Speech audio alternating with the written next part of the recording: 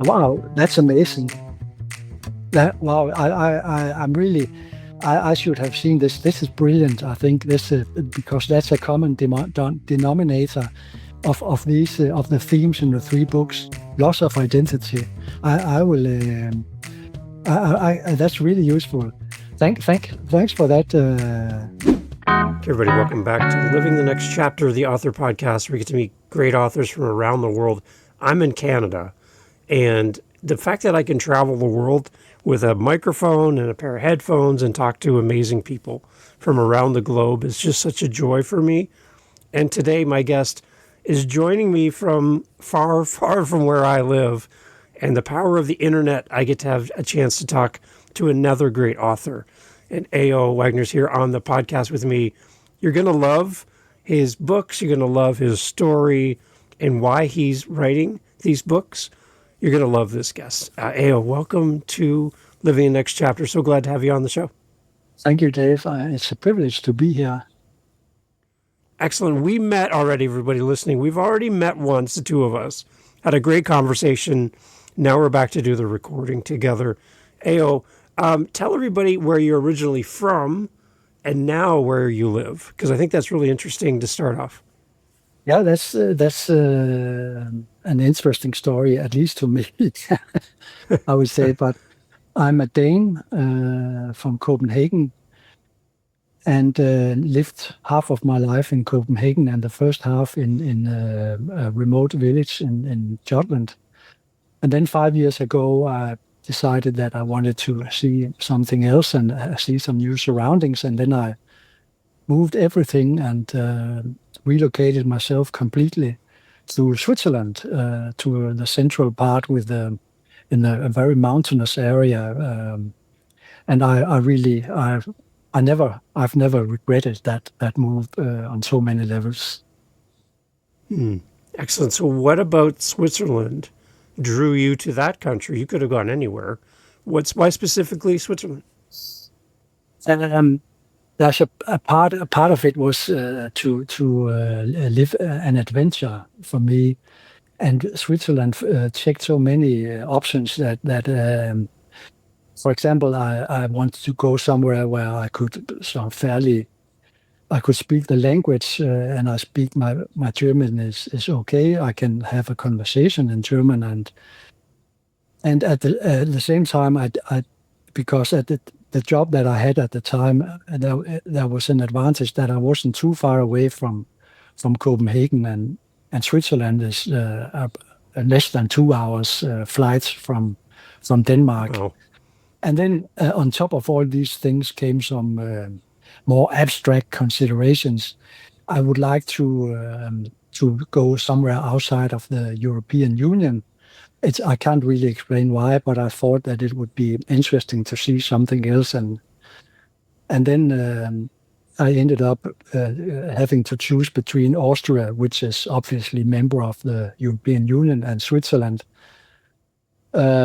which is not. And then I decided to go here. Okay. Can you tell me, like, what is life like in the community where you live? Is it very beautiful and gorgeous to go outside? Like, where are you in the country?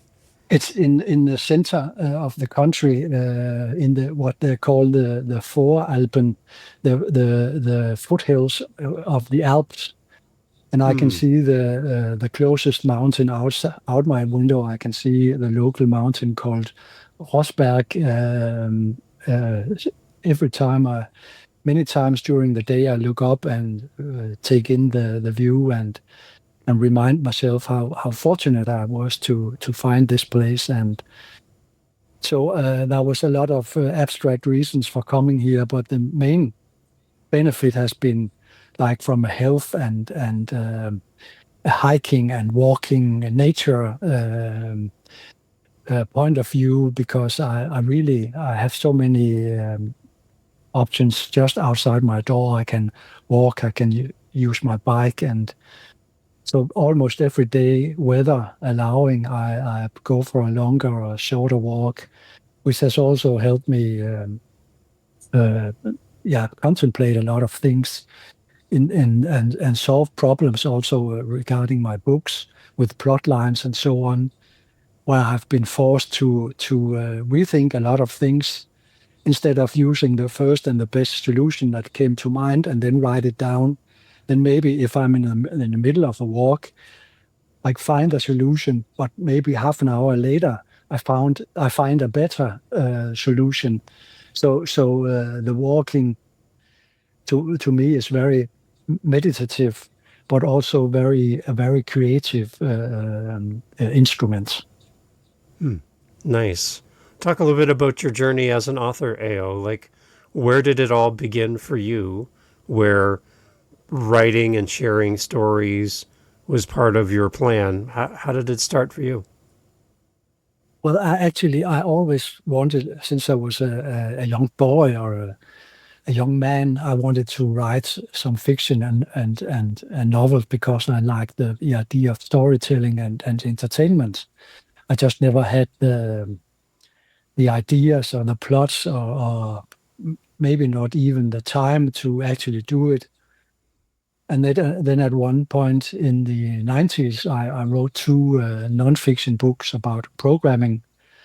And that also gave me the idea that now I really had to take the next step and write some fiction. But then again, it took almost a quarter of a century because before I had the motivation and the idea for a plot, as well as a personal background that I wanted to convey as well in the story as a theme.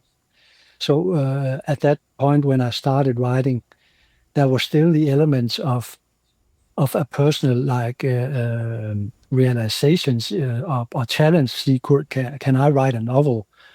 But on top of that came all the other uh, um, elements that actually I feel forced me to follow up on that dream and and write that first novel in my trilogy.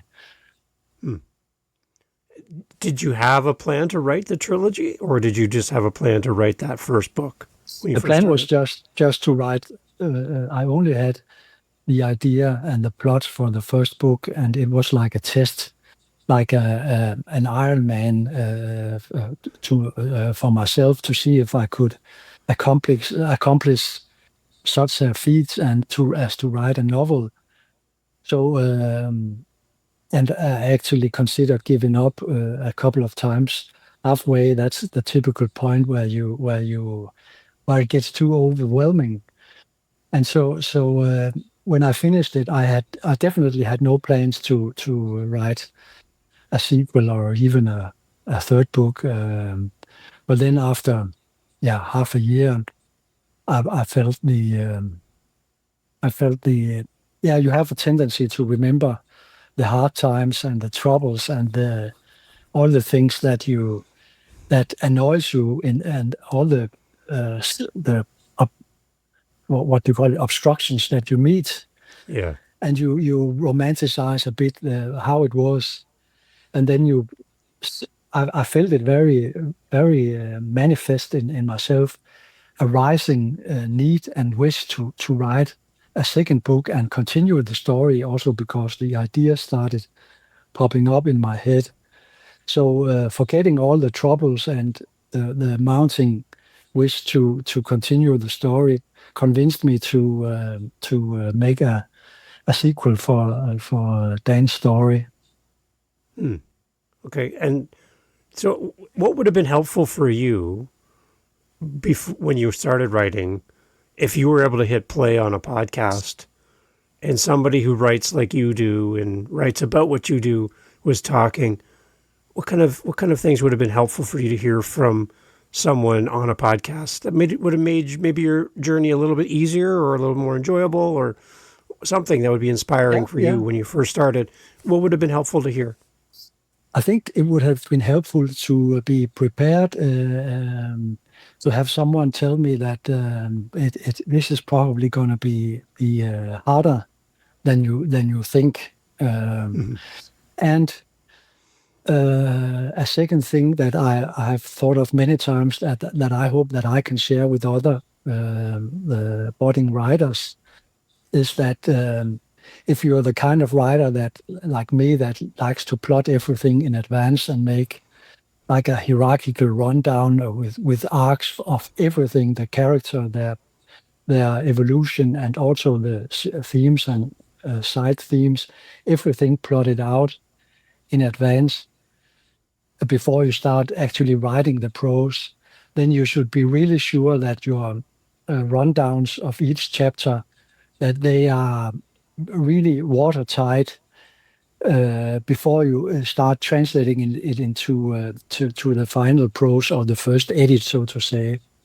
So I really had to change something with small plot holes that I hadn't considered, even though I thought I did have a very detailed rundown of each chapter with something like 80 to 100 lines describing in very detailed manner what should happen through this chapter. And still, I was caught by something in the plots, some stupid things that I should have thought of, and maybe an idea that you could probably find useful is that to do some chats with friends or family, and going through the each chapter, saying this is everything I have, not maybe in a conversation, but maybe asking them to read it through as a skeleton of the novel, and they will probably be able to point out things to you that you've missed or forgotten, or that is illogic or something like that. So that would be my advice to be, if you're the type of person that likes to be prepared, you should really do the extra work and make sure that everything is prepared, so you don't have to, when you move to the phase where you start writing, that you don't have to step back and structuring your plot. And as a third thing, I would like to mention is that don't underestimate the length of your chapters. Because I had to move a lot of stuff from each chapter to which is perhaps unfortunate, but it was like a solution I had to go for. That I had a lot of my prepared rundowns. I had to move to the following chapter as a sort of flashback from the main protagonist. So I pushed some of the story in front of me, which I think is from a narrative point of view is not optimal. I think I made it work, but it was like a solution in the moment and not part of the plan. So don't be afraid that you have enough content for your chapter, because when you start writing, you'll probably be surprised by how much each rundown points will actually translate into the first edit prose. Yeah. So were you editing as you wrote, or did you write first and then do the editing later? I just, yeah, actually, I write like for every line that I've prepared in my rundown, I write the 100 words, yeah, 50 or 150, depending on how much it justifies. But then I will of course read that, and that rundown, what I've written for that rundown, and maybe the preceding and the one before that, to see if it flows as a reading experience. But apart from that, I will probably not read. I will read the chapter when I finished writing it. Fix the easiest and the most obvious mistakes and grammar and some stylistic elements as well. sometimes adding a few things, but mainly keeping it as I intended in my rundown, apart from the parts that I push to the next chapter. And from that point, I will really not read it until I finish the last chapter and the epilogue. And then I, of course, start reading everything from the top, changing my hat from writing to reading, Right. and Yeah. viewing it as trying to be as an objective reader as possible, and reading it.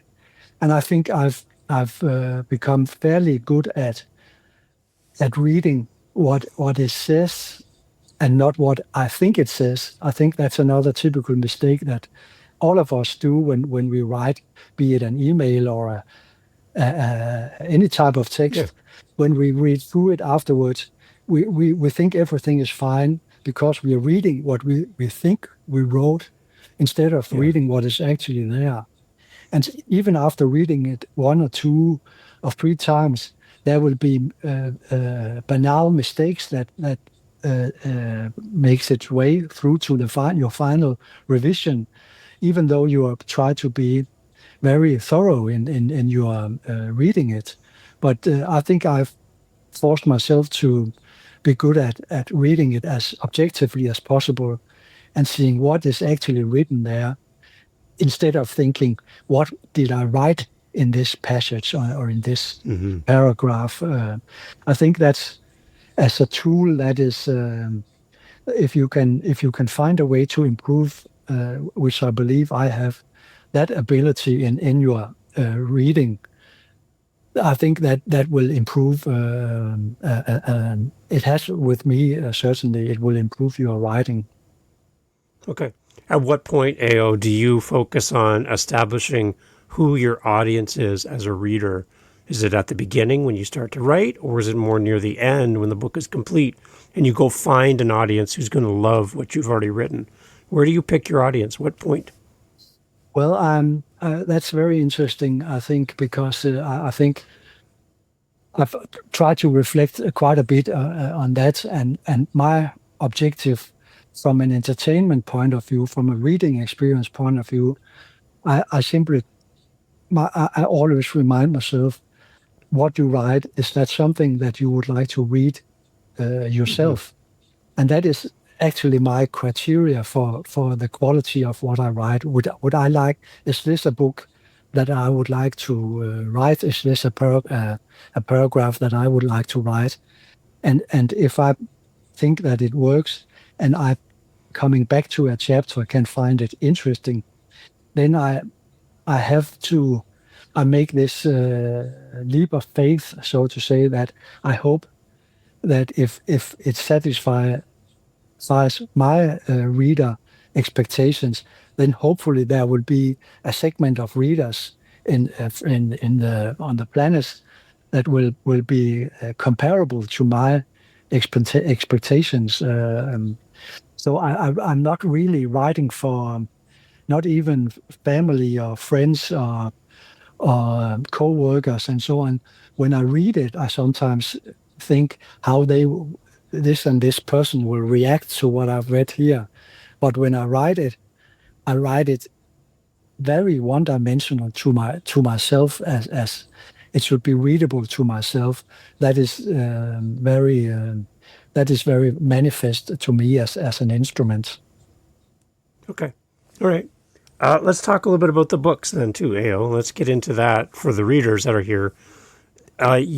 You've got an interesting way that you've titled your three books, how they're sorted by the title, which is very interesting. How you've even thought of that. I want to talk about that, but I also want to talk a little bit about how you've wrapped your story, your personal journey, into the story for the books, because I think that's super important. But just talk a little bit about the trilogy and how you've named each of the books so that they show up in a certain order. Explain that to me. I like Yeah, this. I like this. yeah. I'm for 30 years I was a programmer by profession, and I really enjoyed that line of work, and that was very big creative element in that as well, and a requirement to see some problems in an abstract manner that enabled you to solve the problem on the abstract level, and then make your solution from the abstract mindset into the code that would actually run on a specific platform. Yeah. So I have a very this is not praising myself. This is probably more a criticism. But I'm over structured in everything I do, and try to plan everything in advance. So I'm not surprised, and very top down in everything. So when I decided that I wanted to write the book, the first book, I I was looking for a plot, and because I wanted to combine the scientific and a very positivistic attitude with a spiritual and a metaphysical. I came up with the title before I actually knew what the plot should be. I just, Wow. yeah, I thought the title is the Karma Sequence. And I think just these two words, they are like clashing with these two abstractions of something very hardcore and something very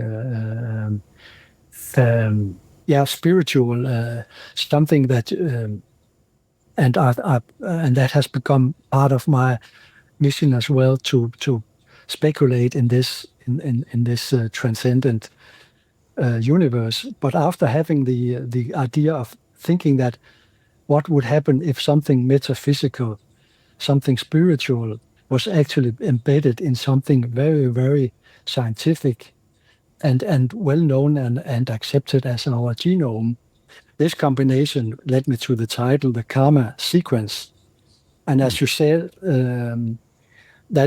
after I started, after I had convinced myself that I should write a sequel, and the year later a third book in the series, I decided from this structural mindset that I wanted the next book to be called The Karma, and then a word starting with the letter T, because Yeah. that would sort alphabetically, with the first book being called S.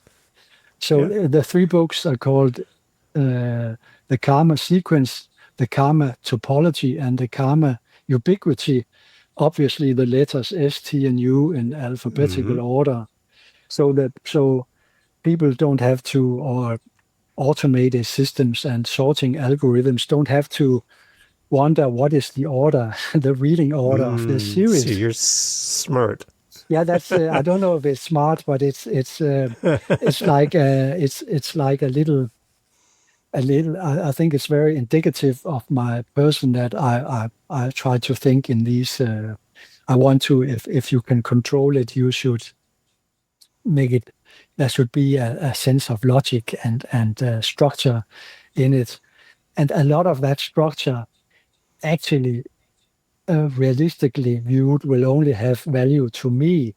But I get a satisfaction from knowing that there are these, and there are a lot like, also like hidden elements and person building and layers in the books, Easter eggs and stuff like Mm. that. That will probably, some of it will probably only be noticed by myself, but they have been helpful as instruments in writing, and then for maintaining an order, a structure in writing and planning everything, so that everything is prepared when I start writing. So no surprises in that process.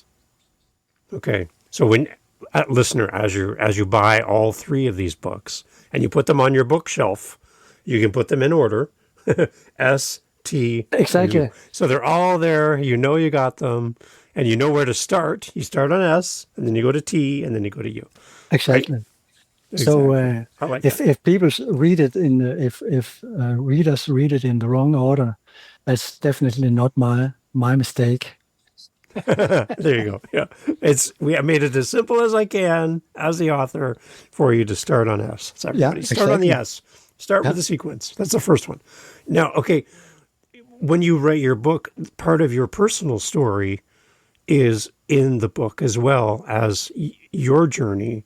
And we talked when we had our little pre-chat that part of your journey is your your pathway out of alcoholism into a sobriety, and you've been sober for years now, which is amazing. I have some friends, some great friends of mine, and they're on the same path that you're on, AO. And I just want to congratulate you on taking this path and Thank you. recognizing that a change had to happen. And so that finds its way into the sequence, right? Is that kind of a little part of Oh what's yeah, happening in that book? Okay. Can you yeah, expand on that? yeah. And that was as I said that apart from having the ambition of writing a book, at some point in my life, I also felt I have a mission, which reinforced the urge, my urge and need to write the book. And an essential element of that was my idea to share the recovery process and elements of it and the problems and the all the things what made the recovery process easier, what I had to find out and maybe other people could avoid and stuff like that. And I always say because uh, I always say that I don't want to sound pretentious, and Mm-hmm. what I write both on the recovery story and on my spiritual levels has been said many times. I'm just hoping to reach some reader somewhere that can find it helpful in this packaged in like an entertainment and suspenseful Yeah. novel. And if they don't have, if they have, if they don't, if they're not in a situation or know anybody who are, that can find it helpful to have some of these clues and instruments in their recovery, then I hope that they still will have a nice and a good reading experience. But Mm-hmm. my motivation, and that's where it becomes a bit pretentious by calling it a mission, is that I'm not writing it for the entertainment element. I'm writing it for spreading the message that the theme of book one is addiction in Dan, the main character, and my personal story. It's the addiction was alcoholism, and I'm sober for 12 years now this August, Wow. and that's and I'm so thankful to the people that had helped me, and of course for to the my own uh, acceptance of a transcendent or a higher power, which is part of the message or the overarching themes in the complete trilogy, where Dan Okay. moves from an atheistic point of view to maybe even um, like an epiphany and an understanding of the transcendent reality that creates our cosmos. So that's my arc and my story, and it has helped me on so many levels in my dealing with life and understanding it and accepting the challenges that we meet and that everyone one of us meets, and finding the methods and the tools to avoid them, the problems, and to escape them if you're by some unfortunate mistake has ended up in the middle of some an abuse of or an addiction of something. It doesn't. It could be anything. Yeah. Every materialistic, hedonistic joy that you treat yourself risk ending up being like something that you really can't live without. And then when that Yeah. happens, you are actually addicted, and you will find it hard to escape it. And if you can't live without something, then you are. I mean, by definition, you are addicted to that Right. substance or circumstance. Or it could be even without pushing it too far. It could be being if you find yourself that that you can't live without another person. If your whole life Yeah. balances on that other person being there for you, then you have also placed yourself in a very vulnerable position Right. where your happiness or your ability to live your life and follow your dreams and your ambitions are limited or inhibited by something that is out of your control. And I think that it's easier said than done. We all have things and persons and ideas that identify us that we couldn't live without. But I think on an observing, if you take one step back and observe your own mind and the mechanisms of your body and your whole your whole mind, that you can't escape all these things, all these problems, but being aware, identifying them is an enormous help. Saying, yeah, I know that I'm maybe too fond of this and that, or this person, or that it could be any kind of experience. But the first step is to realize that you are in this relationship and define it, and then you can probably and then identify the relationship as something that belongs to your body and your personality, and not to Right. your observing self. That is also part of my message that I try to that everything you know about yourself, and if you're able to compartmentalize it in what is my biological, my body, my physical existence, and all the limitation there is on that, all the suffering that life carries along for everyone. If you are able to identify all the mechanisms, it gets easier to first of all live with it, and if it's life-threatening, it's also easier to solve it and find a way out of it. If you are able to have like take a step back and look at your own complex existence Yeah. from a distance. What was it for you, AO, 12 years ago that made you go, I'm on the wrong path. I need to make a change. And if I stay on this path, the wrong path, it's not going to be a good result for me. So I'm going to step away from alcohol and pursue sobriety. Is there a story 12 years ago about what made you make that change? Yeah. That's I think it's a very typical story, as many alcoholics will recognize, and other abusers as well. Because I'm still an alcoholic today, I know that I can't. My organism and complexity, I can't tolerate alcohol. But as long as I stay away from it, I'm fine. I'm perfectly fine, actually. But my story, I think, is the same because as pretty, yeah, most of all the people I've met in Alcoholics Anonymous and all other treatments, we have very similar stories. That we first of all we don't recognize the problem before it's too late, before we are caught in the addiction.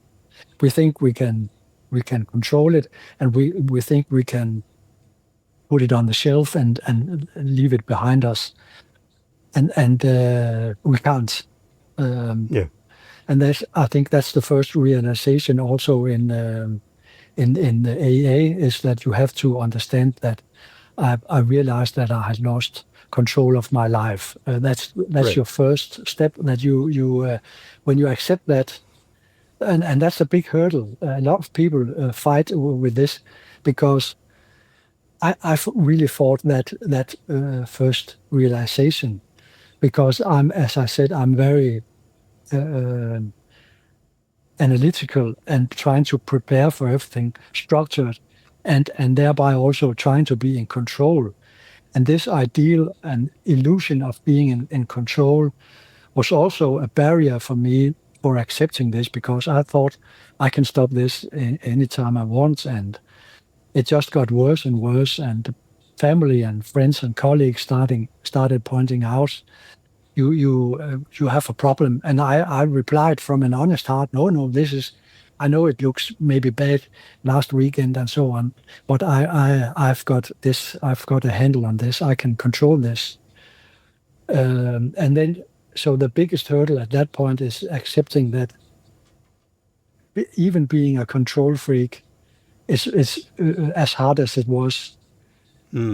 but accepting that you have lost control, that something has taken over your life, Right. that hurdle. And I'm maybe I'm close to actually saying that that's half of the journey to recovery is accepting that you've lost control and you need help. You can't do this on your own. And Right. I had the fortune of joining a treatment in a treatment center in Copenhagen over 3 months with 3 meetings of 4 hours every week, and in a group where we discussed and learned a lot of things about ourselves, our psychology, and the nature of addiction. And after that, I started going to AA meetings, and I knew at that time that I'm never gonna.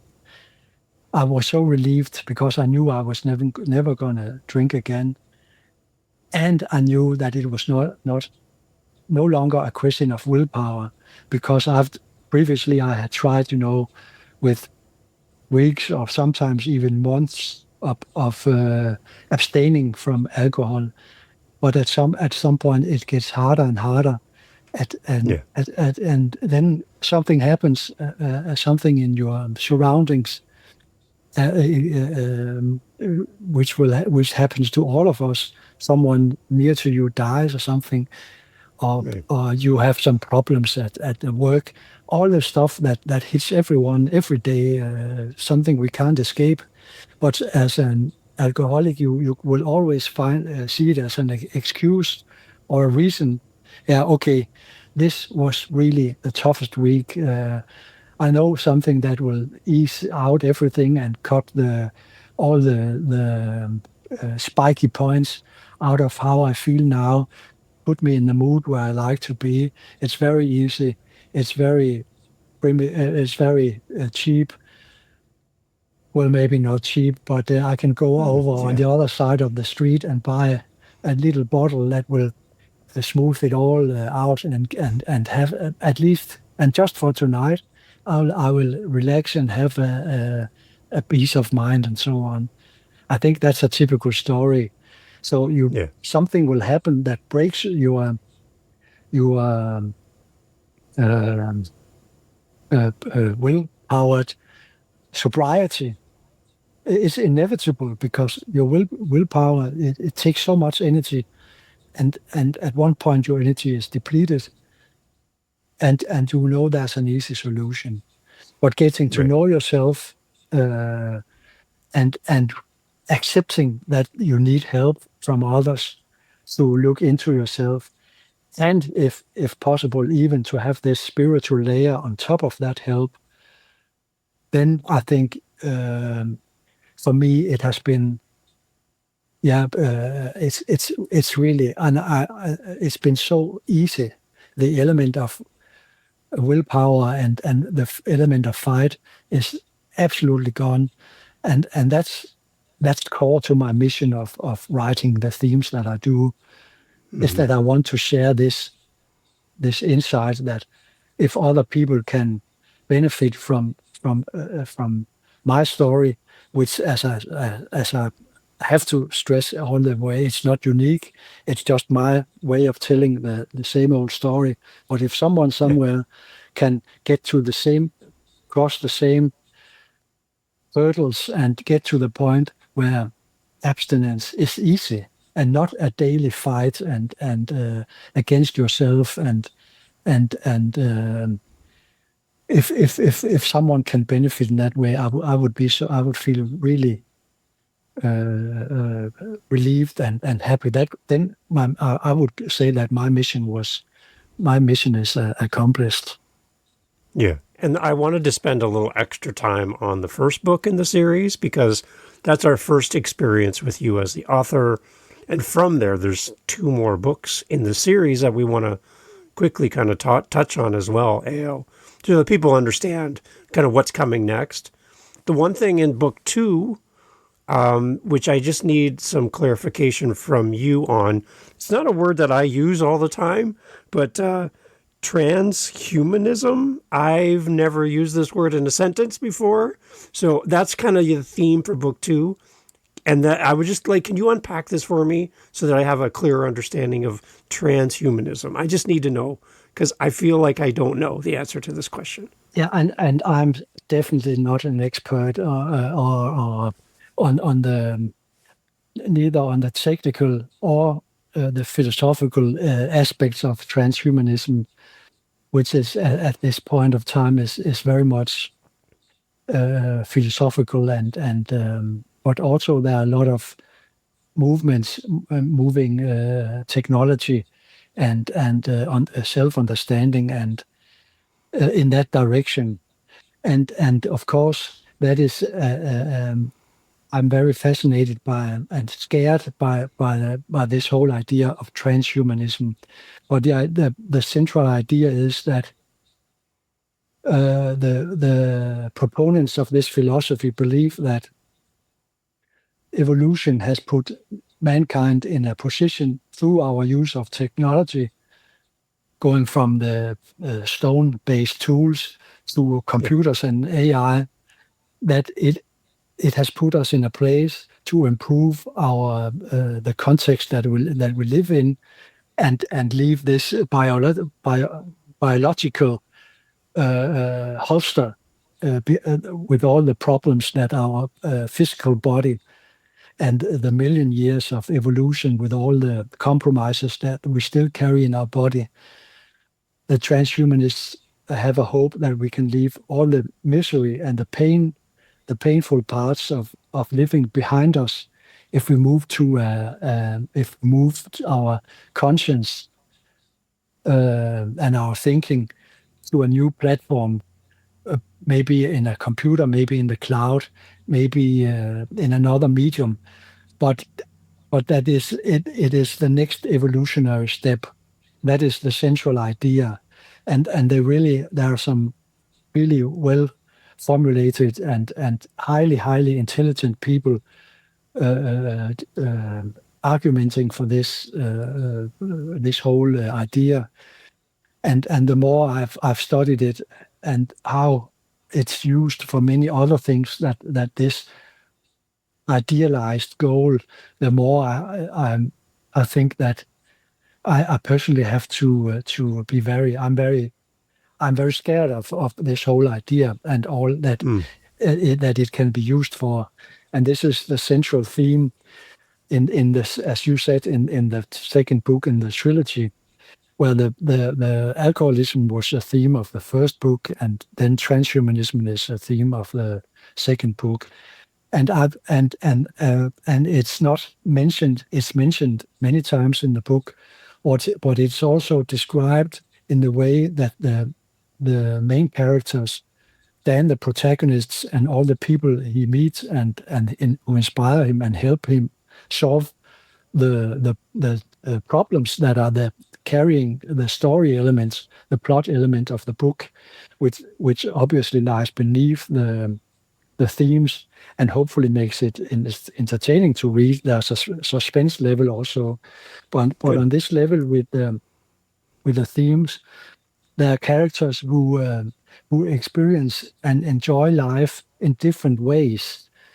And as one of the characters says, to a musician called Raphaelis asks Dan, the protagonist, when they're having a nice dinner with some good food and some good non-alcoholic drinks There you go. Good. Well done. that Raphaelis has bought. And he says, he asked Dan, say it would be hard to experience and enjoy this meal without a body and its sensory apparatus. And that's like also a defining moment, because that's also part of my message, is that we, for all its quirks and all the pain and the aging and the illnesses, we need our physical body and our sensory apparatus to experience the world, and leaving that behind. What do we become? Someone says in the book, when we are no longer human, and she answers her own question, saying, I guess we will be inhuman when that happens, as per definition. And that's what scares me as well, that people think that you are your thoughts, your ideas, and I say also, if you define yourself as your thoughts and your thinking and your reflection, well, then you can achieve eternal life by putting your thoughts to paper, or composing beautiful music, or designing fantastic architecture. That's a way to have your thoughts and ideas become immortal. But that's not really what the transhumanists aim for. They want their perception or their of self to live on, and after their physical body, and leaving that behind. And I think that's to me, that's very scary, because we and this quest for, I think that's another quest in these days, is that we have so high thoughts about our science and medical science, and expectations that yeah, everything it improves, and one day we will solve every problem with aging and with cancer and everything, and the aim is, the ideal for some reason is that maybe one day we can live forever. That's a hope for a lot of people. Maybe we can live forever, and I think that's a typical Western point of view, maybe even a hedonistic point of view, because in contrast to Eastern philosophies where life is suffering, which I also believe it is, um, in Western culture, we see life as a platform for pleasure and enjoyment. What I call what is I think is called hedonism. We are seeking, we're the pleasure seekers, and our many Westerners' fascination with Eastern philosophy and the idea of reincarnation is I mean, it's a bonus in the sense that, wow, what we have now we can potentially have in the next life and the life after that. So that's we have turned it upside down and make the idea of life as suffering something we have to combat and to distance ourselves from. Instead of accepting that pain and suffering is part of life, it's a part of the biological structure of life and how life works, even on the level of entropy, that you consume some energy and some order in order to maintain your own order, maybe at the cost of other existence. So you keep your order on this level by stepping on other organisms and so on. Life, from a biological and entropy point of view, is suffering and full of pain. It's not something we should want to prolong, and so. But we have turned it upside down and saying that okay, life is like yeah, life is pleasure, and we have the measure of a good life is a long life full of pleasure and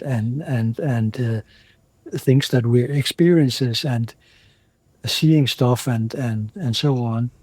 And I think essential to my understanding is also that when you understand that life is on the difference between the meaning of life and the meaning of existence. The meaning of life is very easy. It's a biological thing. You don't have to speculate too long about that. And the pain, the suffering, is inherent in everyone's life. You can't escape. You can't escape it. You can maybe close your eyes and put some loud music in your ears and find some way to to some abstractions or some. But and central to me, and that's why I think all spiritual traditions, they also accept that life is not something that you should cling on to. Life is a platform for doing some things that you feel that you have to do. Right. But letting go of life at one point is not something that anyone should be afraid of. I always say it in situations like this and prepare my family so that it won't sound pretentious the day that it becomes relevant, saying that there's nothing to fear with death. You don't lose anything of value, I always say. I'm not looking forward to an extended period of suffering, but maybe that's unavoidable. Or maybe you just get a break in your head and it or die in your sleep, but you'll die.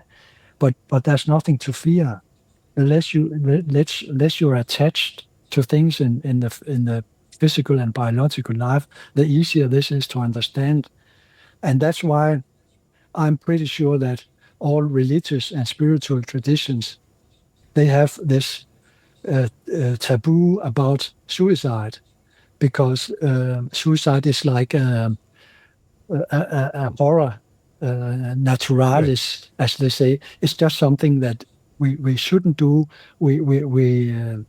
And we should try to dissuade anyone from doing it. And I think it's very obvious that this taboo is to prevent people from ending the suffering when they realize that you're not actually losing anything of value, because you have given up attachment, even to the things that your own body are attached to. When you've given up that attachment, you may come to the conclusion there's no point of living any longer. And that's my argument. Is there are many points, and that's why I think all spiritual traditions have this taboo of suicide, because when you figure out that there's no value in living, but you might consider, which I think is very wrong, to end it. Because and I think that's so wrong. That's also something that's not. I think everyone has a mission, and first to find out what your mission is and how you can. I think our mission is to alleviate suffering for as many people as possible. And what I'm about to say now is pure speculation. I think that maybe we're even evaluated on it when our biological life ends, how well we used our existence to alleviate suffering for other people. This is pure speculation, but it would make sense from a symmetrical point of view as a reason. Yes. And I think that a lot of people, I mean, everyone loves playing. We all love playing games, and even from playing cards or dice. Today, it's like the handheld games and the Xbox and PlayStations. And I think that's fine because uh, playing a game is like getting an understanding that life is actually a game itself. You have some goals you should reach, and you should playing games is a good indication that this is something that you should do in real life as well. You shouldn't be absorbed in your games, just as I think that everybody has a story, and you shouldn't be absorbed in reading novels. You should read novels, but you shouldn't uh, distance yourself and isolate yourself from your own story and your own life while because you're spending your time reading other some fictive stories. You should read the stories, but they should be inspirational and learn you about the human condition. But then Hmm. you should go and write your own story. And not, I mean, maybe you should write it down at some point, but go out and make a story of your life. And so maybe that's our fascination with novels and games, is that because our life is a story, and maybe it is even a game that we might even be judged on how well we played the game when the Hmm. game is over. But if Yeah. that's I think that's some of the this is very central to my also to the message that I hope to to carry in my books. Yeah. One thing too, I want to wrap up with here, AO, is your third book talks about globalization. That I'm more familiar with, but can you kind of give us a high level before we leave, kind of what your intent is for the third book in your series around globalization?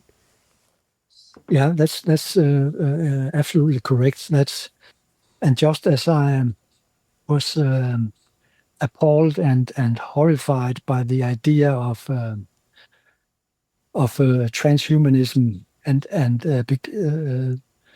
the problem, I've been similarly appalled by the idea of globalization and globalism because it's I mean we're different, thank God, different cultures, different languages, different traditions, on an individual, on a local, on a communal, on a country, national level, on a continental. There are so many traditions and cultures that are so meaningful to a lot of people.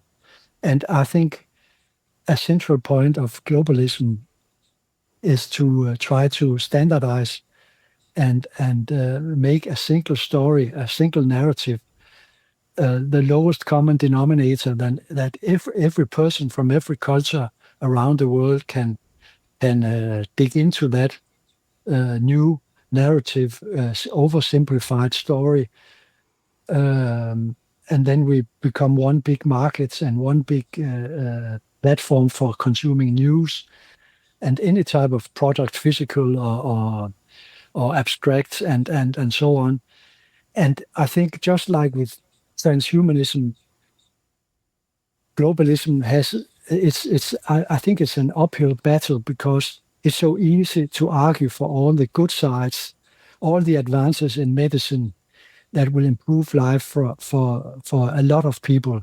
I'm not objecting against that. And on the globalistic theme, all the things that we can do with transportation and communication that we couldn't do in the old days, all this absence of friction in distributing thoughts and comments and ideas and so on.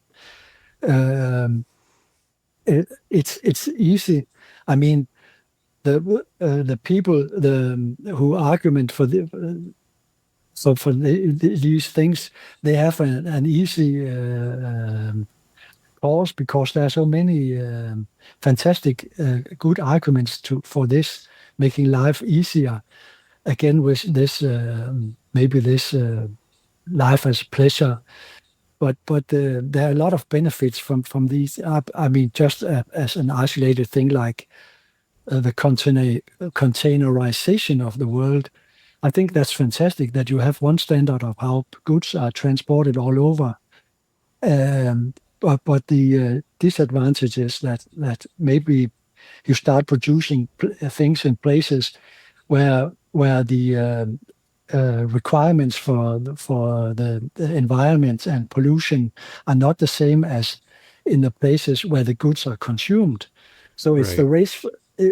Globalism is a race to the bottom because Hmm. we will remove product. We will relocate production to where it is cheapest, and then we Right. will. It's said in another sense. It's also there's also an element of imperialism in it that, yeah, production takes place in these countries, and uh, we consumers with the high-end products, we that all takes place in this part of the world. So I'm probably more scared of globalism than I am of transhumanism, and even more scared of the two than I am of alcoholism, which was the Yeah. theme of the third book. So Right. there are three themes that are actually things that scare me, but that I hope that maybe I in my books can give some hints and pointers in a direction that can be useful for people to evaluate their own situation, their own stance on some issues, and not always buy into the marketing and all this fluff about how wonderful life is when you have a drink, how wonderful life is if you can leave Mm. the body behind, and how wonderful and easy and peaceful life will be when every human is around the world is the same culture and the Yeah. same language and so on. So that's my very uh, yeah, I'll use the word again, Interesting. pretentious hope that I can give the readers maybe some of my own very well-defined and maybe hardline point of views on some of these things. Yeah. AO, as you're talking, you make me think. And I love people who Thank make you. me think. Right. And as I hear you unpack all three of these themes, to me, my response in my mind is a loss of identity. A loss of identity through alcoholism. You become someone else. A loss of identity through transhumanism. And a loss of humanity, a loss of identity, sorry, as a globalist, where you lose your what makes you uniquely different than everyone else. Right? Wow, There's a that's loss of amazing. identity in all three. Wow, I'm really, I should have seen this. This is brilliant. I think this because that's a common denominator Right. of these of the themes in the three books. Loss of identity. I will. That's really There you useful. go. There you go. Thanks for that. But you explained it so well. You took me along on the journey, and I really, as you're talking, I'm just like, that's a loss of identity. That's a loss of identity, and that's a loss of identity. Wow, yeah, I'm like, wow, this is really interesting. I hadn't Right. seen that one, but that's very spot on. That's yeah, loss of identity. That says it all. Says it all. See, we're working together here. Yeah, I love this. definitely. This is really good. I like it. Are you going to continue writing, AO, into the future? Yeah, yeah, I am. Good. Excellent. So we have more And to expect from you. yeah, I'm at this point in time. I'm not continuing the story of Dane in the Karma Kantata trilogy. Okay. Maybe at one point, or maybe some other of the characters in the stories. But I still have this very clear idea of my mission and the messages and my insights and understanding that I want to share with as many or as few as I can. And so my next step will be I'm going to write some articles, probably on medium.com, about Okay. some of the more technical and philosophical uh, um, points of view that is also at the core of what Dan and his arc and his experiencing and learning. And it will be these insights and this spiritual realization of the world as a this is one of the It's a things good you have word. to edit. Transcendent, transcendent. Yes. I The get you. I world got as you.